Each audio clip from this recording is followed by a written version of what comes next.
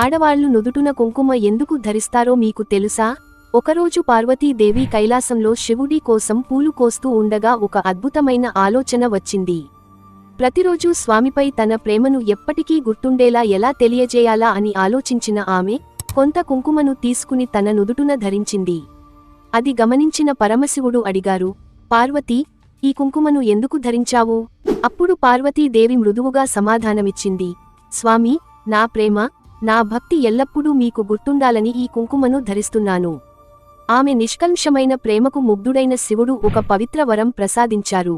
ఏ స్త్రీ అయినా తన భర్తపై ప్రేమ, మంగళం, శుభం కోసం నుదుటున కుంకుమను ధరిస్తే ఆ కుటుంబంలో ఆనందం పెరుగుతుంది, భర్తకు ఆయుష్షు, శ్రేయస్సు కలుగుతుంది అని ఆశీర్వదించారు. అప్పటి నుంచే హిందూ సంప్రదాయంలో కుంకుమను సౌభాగ్యానికి, ప్రేమకు, దాంపత్య బంధానికి ప్రతీకగా భావించడం ప్రారంభమైందని పురాణాలు చెబుతున్నాయి.